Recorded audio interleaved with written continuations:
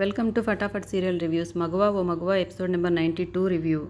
సింధూర చెంచలమ్మకు ఏదో చెప్పపోతే అవసరం లేదు, నువ్వు ఇంటికి క్షేమంగా తిరిగి వచ్చావు, అదే చాలు అంటుంది. అయినా కూడా మళ్ళీ పిలుస్తుంది అత్తమ్మ అని.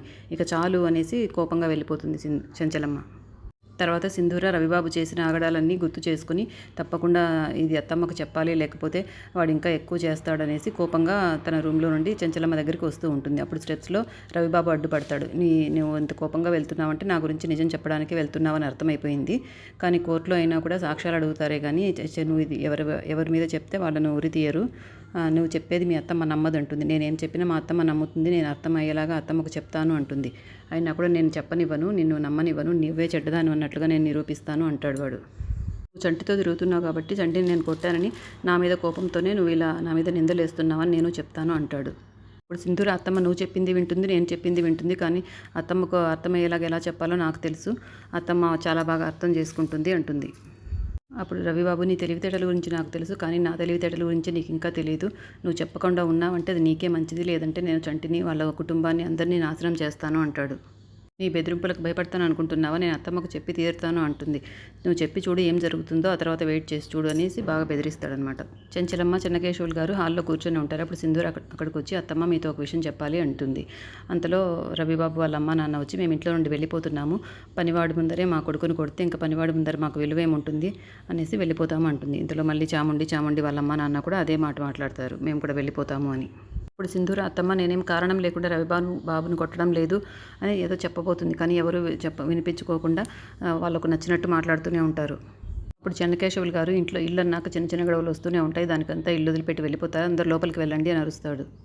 ఇప్పుడు వాళ్ళు ఈరోజు మా కొడుకుని కట్టింది, రేపు మమ్మల్ని కూడా ఇంటి నుండి వెళ్ళిపోమంటుంది, అప్పుడు వెళ్ళిపోవాలన్నాక అని అడుగుతారు.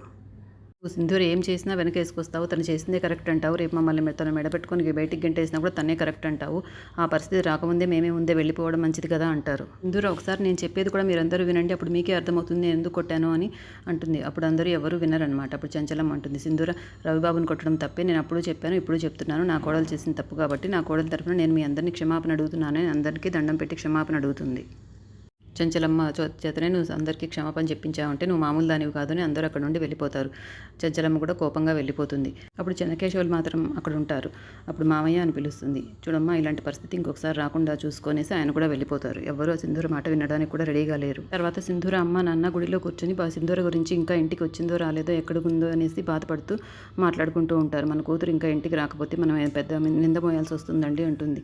కానీ మన కూతురు ఏమో అలా తప్పు చేయదు అంటారు. తప్పు చేయకపోయినా లోకులు ఊరికే ఉంటారా, కాకుల్లాగా వాగుతారు కదా అని మాట్లాడుకుంటూ ఉంటే బసవ వస్తాడనమాట. అమ్మాయి గారి ఇంటికి వచ్చేసారు అని చెప్తాడు వాళ్ళ దగ్గరికి వచ్చి.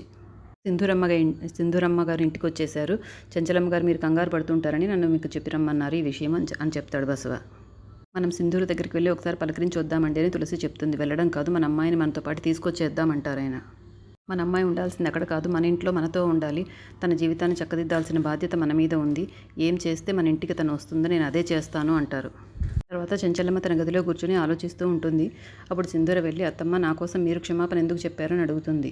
నా కోడలు ఎవరికి క్షమాపణ చెప్పే పరిస్థితి ఎప్పుడూ రాకూడదు, అందుకే నేను చెప్పాను అంటుంది. వాళ్లకు క్షమాపణ చెప్పడమే కాదు, వాళ్ళు అప్పటికీ ఒప్పుకోకపోతే నీ కోసం వాళ్ళ కాళ్ళు కూడా పట్టుకునేదాన్ని అంటుంది చెంచలమ్మ. అప్పుడు సింధూర చాలా బాధపడుతూ నేను చాలా తక్కువ స్థాయిలో ఉన్నదాన్ని, మీరు ఎంతో గొప్ప స్థాయిలో ఉన్నారు, నా కోసం మీరు ఒక మెట్టు దిగి అందరికీ క్షమాపణ చెప్పడం నాకు చాలా బాధ కలిగించింది అత్తమ్మ అంటుంది. ఇంకెప్పుడు మీరు ఎవరికీ నా కోసం క్షమాపణలు చెప్పకండి అత్తమ్మ అంటుంది. లేదమ్మా చెప్పాల్సిందే అంటుంది. తప్పు జరిగింది, తప్పు చేశాను కాబట్టి నేను క్షమాపణలు చెప్పాల్సి వచ్చింది అంటుంది చెంచలమ్మ. నా కోడలు ఇల్లు దాటి ఒక రోజంతా ఒక రాత్రంతా ఇంటికి రాలేదు అంటే అది నా తప్పు కూడా ఉంది, ఊర్లో వాళ్ళు ఏమైనా అనుకుంటారు, నా ఇంట్లో వాళ్ళు కూడా అన్నారంటే అది నేను ఇచ్చిన అలుసు కాబట్టి వాళ్ళు అలా మాట్లాడగలిగారు, అది నా తప్పే కదా అంటుంది చెంచలమ్మ. ఇంట్లో వాళ్ళని అయితే నోరు ముయించగలిగాను కానీ ఊర్లో వాళ్ళ మాటలందరికీ నేను సమాధానం చెప్పగలనా, నువ్వు ఈ పని చేస్తుండకపోతే నా పరువు పోయి ఉండేది కాదు అంటుంది. నేను ఒక నిర్ణయం తీసుకున్నాను అని చెప్తుంది. ఇక నుంచి నా అనుమతి లేకుండా నువ్వు ఈ ఇంటి గడప దాటడానికి అస్సలు వీలు లేదు అని ఆంక్షలు పెడుతుంది. ఆ మాటతో సింధూర చాలా ఆశ్చర్యపోతుంది. ఇక రేపటి ఎపిసోడ్లో చంటికి మందు రాయడము ఇదంతా చూపిస్తారు. రేపటి ఎపిసోడ్లో ఏం జరుగుతుందో రేపు చూద్దాం.